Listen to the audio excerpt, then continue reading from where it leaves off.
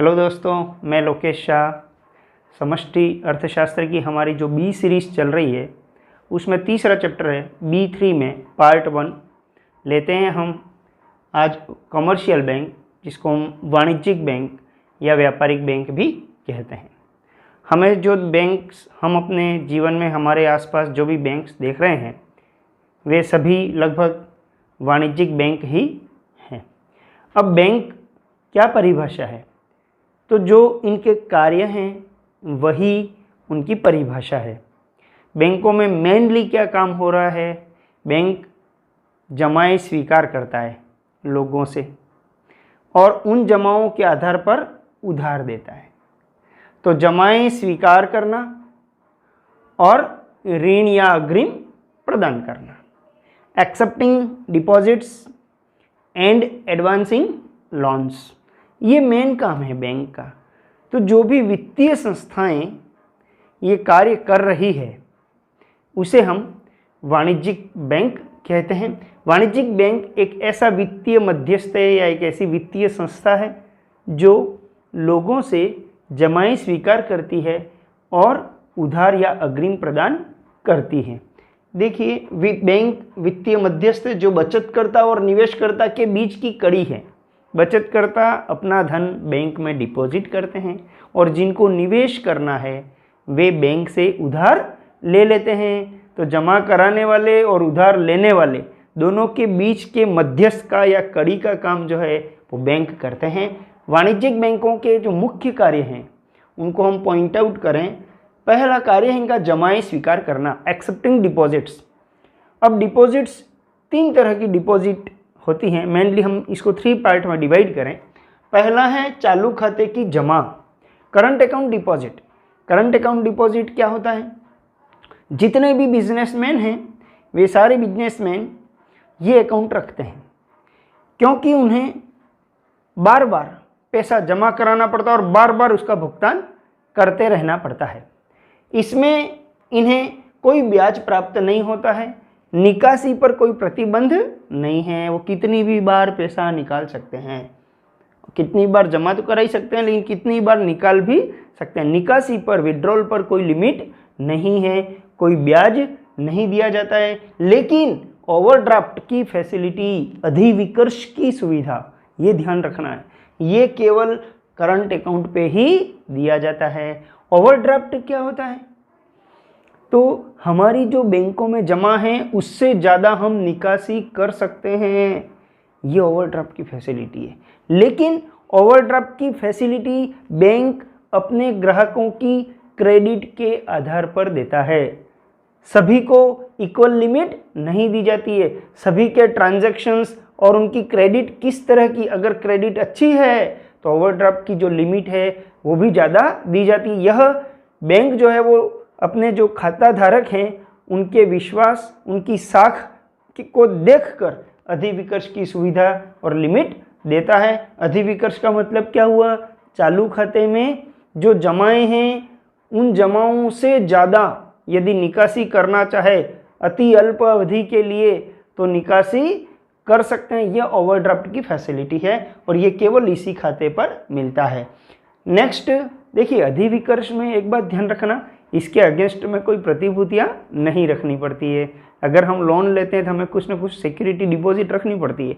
Overdraft में केवल credit ग्राहक की, इसमें कोई सिक्योरिटीज़ नहीं रखना है। नेक्स्ट है बचत खाते की जमा, सेविंग डिपॉजिट्स। सेविंग अकाउंट, हम जितने भी लोग हैं लगभग हमारे बैंक में जो भी खाते हैं वो सारे जमा बचत बैंक के ही खाते हैं। जितने भी सैलरीड पर्सन हैं उनके सभी के बचत बैंक के खाते हैं। इसमें निकासी पर आंशिक प्रतिबंध होता है। हमारी इच्छा उतनी बार पैसे निकालें ये संभव नहीं है। इसके बाद इस पर कुछ ब्याज दिया जाता है, इस पर तो कुछ नहीं दिया जाता है, इस पर कुछ ब्याज दिया जाता है। नेक्स्ट हम लेते हैं सावधि जमा, फिक्स्ड डिपॉजिट या टाइम डिपॉजिट, FD जिसको हम कहते हैं। ये निश्चित समय अवधि के लिए किया जाता है, जमा किया जाता है। उस अवधि के पूर्ण होने पर इसकी निकासी की जा सकती है। लेकिन यदि उससे पहले निकासी हुई तो हमें जितना ब्याज मिलना चाहिए उतना नहीं मिलेगा, बैंक इसमें कटौती करेगा। लेकिन ये ध्यान रखना कि चालू खाता और बचत खाता इन दोनों की तुलना में, हालांकि इस पर तो कुछ भी नहीं है, बचत खाते की तुलना में ब्याज अधिक कहाँ मिलेगा? फिक्स डिपॉजिट में, एफडी पर अधिक ब्याज मिलेगा। अब हम बात करते हैं, यहाँ पर एक डिफरेंस भी समझ लेते हैं, मांग जमा और सावधि जमा में क्या अंतर है। Demand deposits and time deposits दोनों में क्या डिफरेंस है? तो मांग जमा का मतलब है कि मांगने पर तुरंत मिल जाए, हम चाहें तब, जिन जमाओं को हम चाहें तब विड्रॉल कर सकते हैं, उनको हम कहते हैं मांग जमाएं। और सावधि जमा एक निश्चित अवधि पूर्ण होने पर जिसकी निकासी हो सकती है वो कहलाती है सावधि जमा। मांग जमाओं को चेकेबल डिपॉजिट्स भी बोलते हैं, अर्थात ऐसी जमाएं जिनके अगेंस्ट में हम चेक जारी कर सकते हैं। हमारे बैंक में पैसे पड़े, हम किसी को भी चेक दे सकते हैं और ले लेना वहाँ से। लेकिन टाइम डिपॉजिट्स जो हैं, सावधि जमाएं, वो चेकेबल डिपॉजिट्स नहीं हैं, अर्थात उसके अगेंस्ट में हम किसी को चेक जारी नहीं कर सकते। नेक्स्ट हम लेते हैं ऋण प्रदान करना। बैंक जो है वो जितना भी बचतकर्ताओं का पैसा अपने पास आया है उनको ही वापस ऋण के रूप में प्रदान करता है अपने ग्राहकों को। ऋण जैसे कैश क्रेडिट, सीसी अकाउंट हम बोलते हैं, व्यापारी लोग सभी सीसी अकाउंट रखते हैं, अपनी एक सीसी की लिमिट बनाते हैं।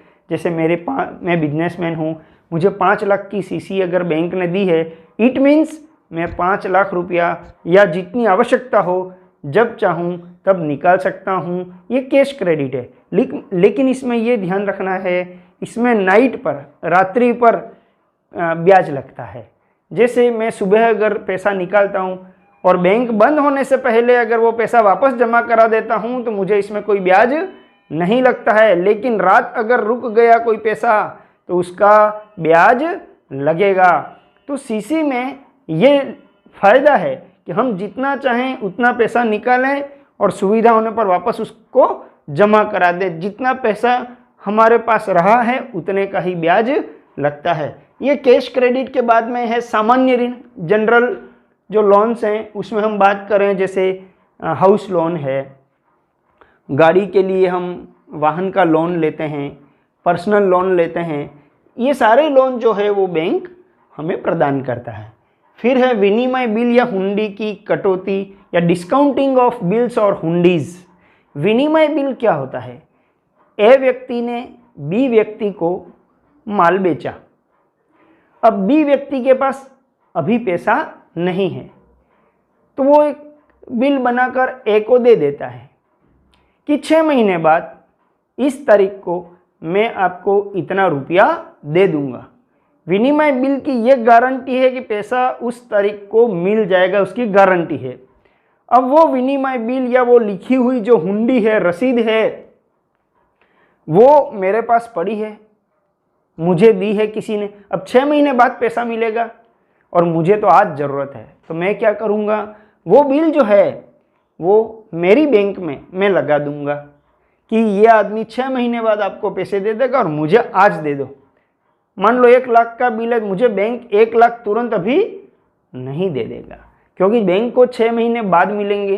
तो 6 महीने का जितना भी बैंक का इंटरेस्ट होता है वो बैंक काट लेगा, उसके बाद मुझे देगा। ये कहलाता है डिस्काउंटिंग ऑफ बिल, ठीक है ना। तो ये काम बैंक करता है।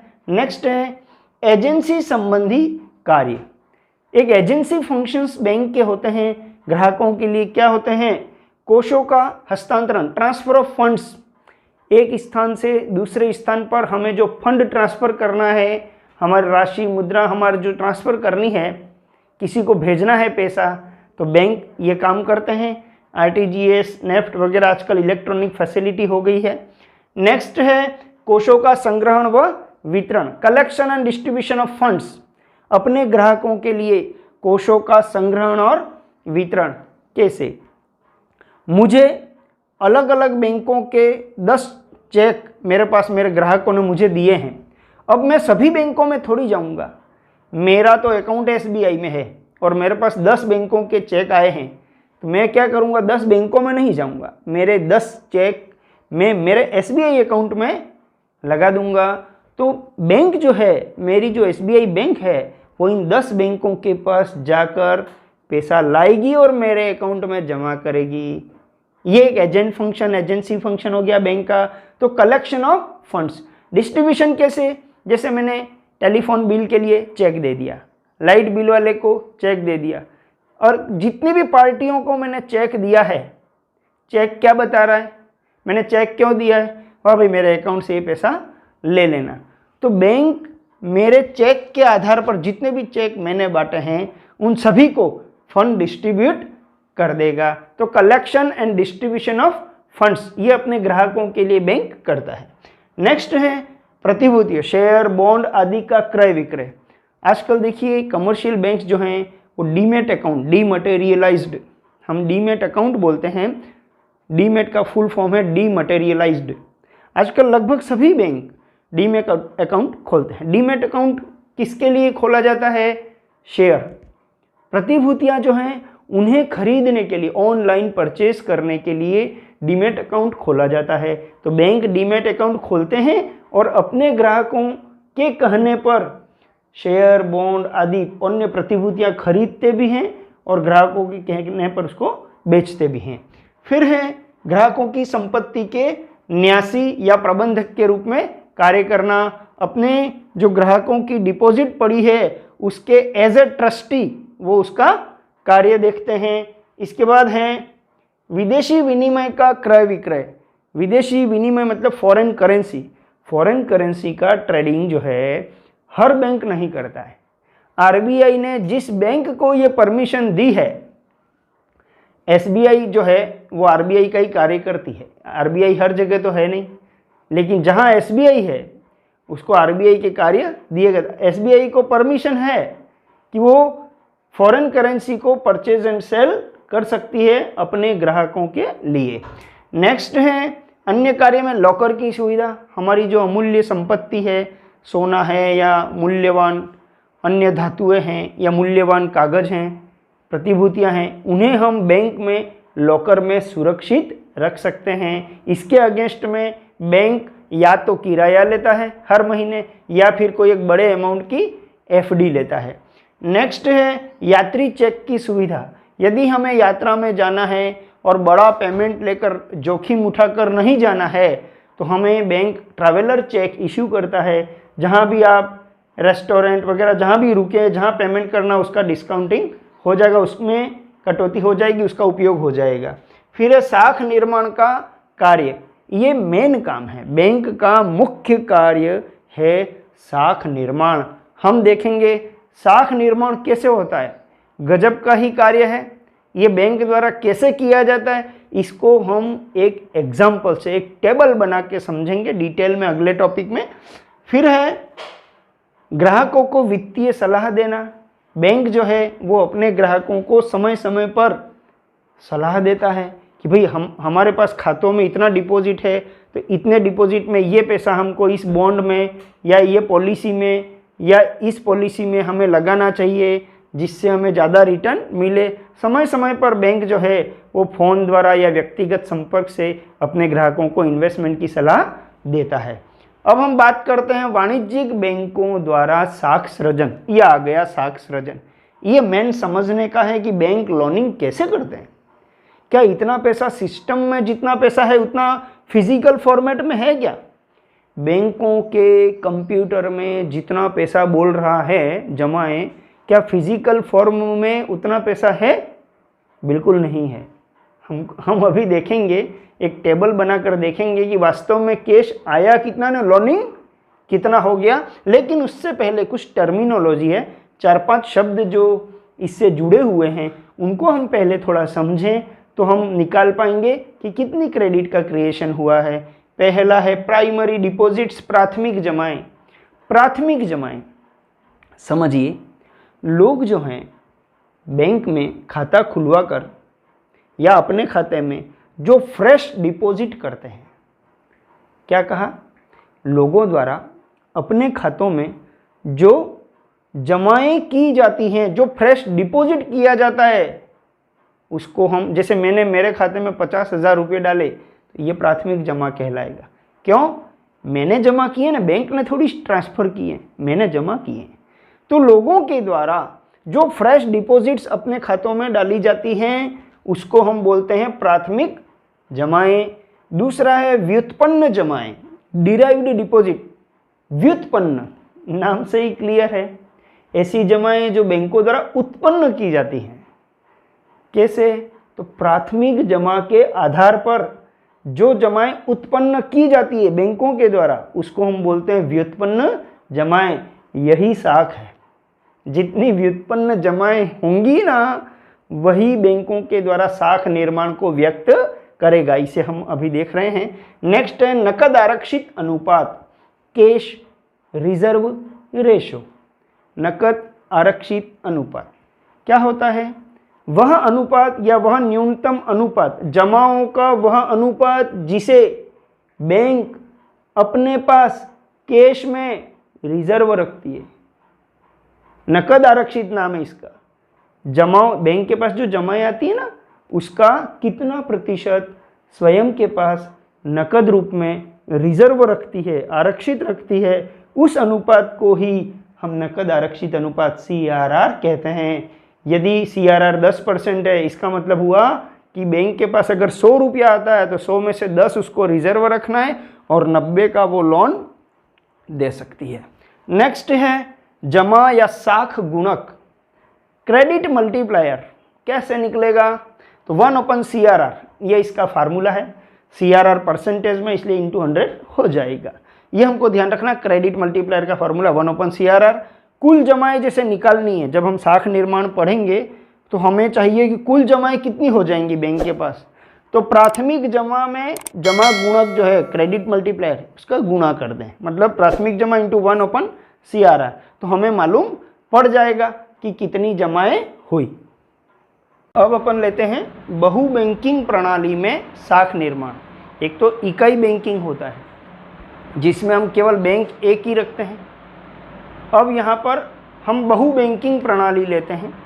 जैसे किसी व्यक्ति का इस बैंक में अकाउंट है, उसको बैंक दिया, वो दूसरे बैंक में जमा करवाता है।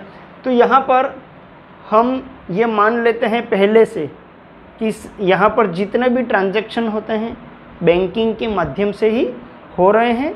इसके बाद बैंक कभी भी नकद साख प्रदान नहीं करता है। बैंक जिसको भी लोन देता है उसके अकाउंट में लोन डिपॉजिट होता है और उसको चेक बुक इशू कर दी जाती है कि उसकी मर्जी पड़े उतनी धनराशि चेक के माध्यम से वो निकाले, लेकिन उसके हाथ में कैश लोन कभी भी दिया नहीं जाता है। अब इस पूरे लोन प्रोसेस को, साख निर्माण को समझने के लिए हम एक उदाहरण लेते हैं। हमने ये माना कि CRR 10% है, मतलब बैंकों को अपनी जमाओं का 10% रिजर्व रखना अनिवार्य है और ए व्यक्ति जो है वो बैंक में 1000 रुपया जमा कराता है। ए व्यक्ति बैंक में 1000 रुपया जमा करवाता है। प्राथमिक जमा कितनी हो गई? 1000, क्योंकि प्राथमिक जमा तो उसको ही कहते हैं जो लोगों द्वारा बैंक में जमा करवाई जाती है। तो यहाँ पर हमने लिखा व्यक्ति जमाएं, इसको हम ग्राहक या ऋणी जो भी लिखें, जमाएं आरक्षित कितना रखना है और दिया गया ऋण या व्युत्पन्न जमाएं। तो ए व्यक्ति ने बैंक में 1000 जमा करवाया। अब बैंक इसका 10% रिजर्व रखेगा, यानी 100 रुपया रिजर्व रखेगा और बैंक के पास 900 रुपया तैयार है लोन देने के लिए। अब बी व्यक्ति आता है, मुझे ऋण चाहिए, तो बैंक कभी लोन कैश नहीं देगा। बी व्यक्ति को 900 का लोन दिया जाएगा और उसको चेकबुक दे दी जाएगी और बी व्यक्ति के खाते में 900 रुपया जमा होगा, जो कल तक नहीं था। बी व्यक्ति को कहा जाता है तुम अपना अकाउंट खुलवाओ, है ना। बी व्यक्ति अपना अकाउंट खुलवाता है, उसके खाते में 900 रुपया जब डाला जाता है तो बैंक ये मानता है अब ये 900 अपनी नई जमाएं आ गई। कल तक तो बी के खाते में नहीं था, केवल ए के खाते में ही 1000 था। अब बी के अकाउंट में ये 900 रुपया आ गए, तो 900 तो एक तरह से नई डिपॉजिट आ गई बैंक के लिए। तो 900 में से 10% यानी 90 बैंक रिजर्व रखता है।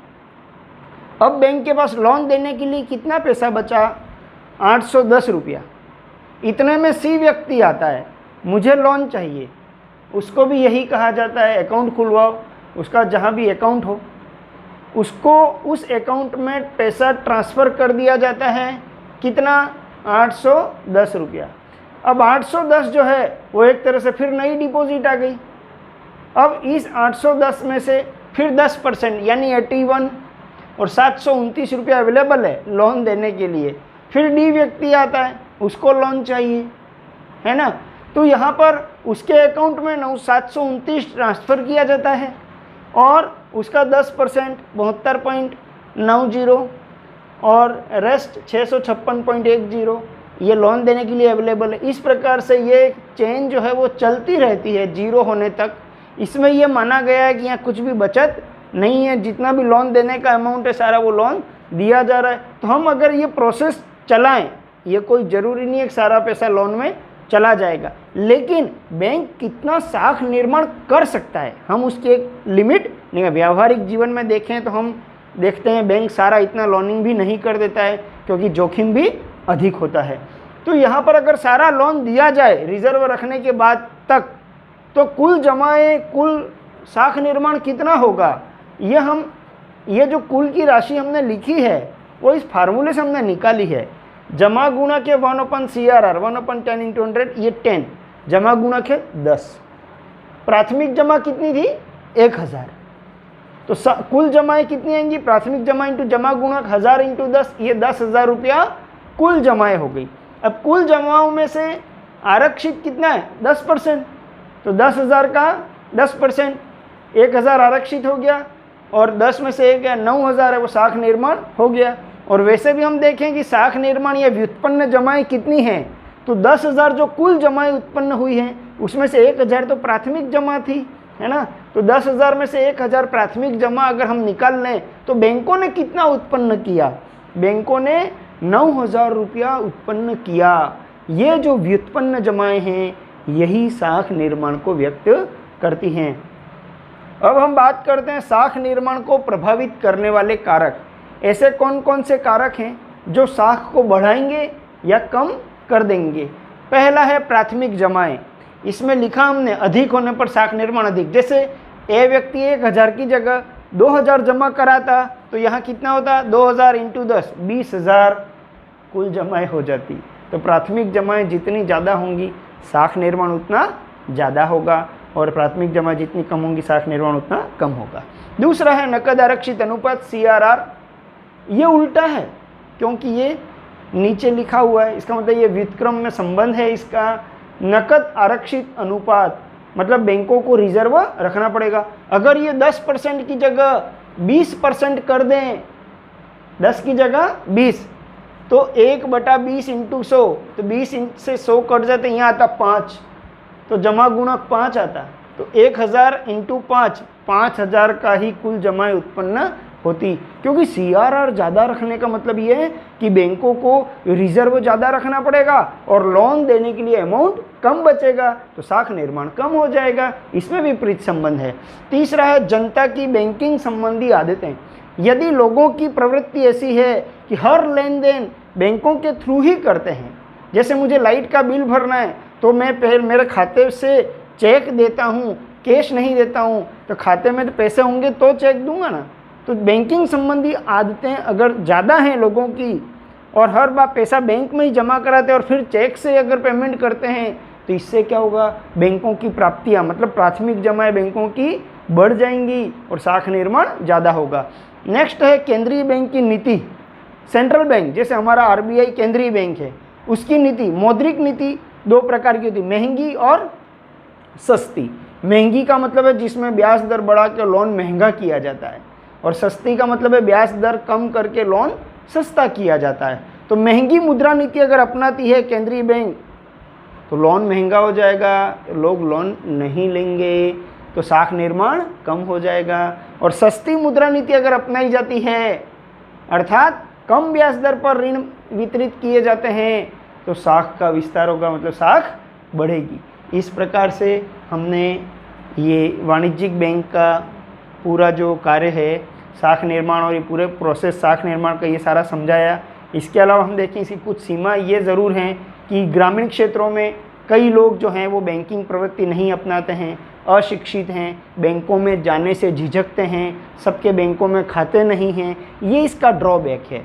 जितने भी अल्प विकसित और विकासशील देश हैं उनमें लोगों में बैंकिंग संबंधी जो प्रवृत्तियां हैं, जागरूकता है, उसकी कमी है। इस कारण से साख निर्माण में थोड़ी समस्या आती है। ये हमारा व्यापारिक बैंक का B3 का पार्ट 1 का ये वीडियो है। नेक्स्ट हम B2 में केंद्रीय बैंक से संबंधित बात करेंगे। धन्यवाद।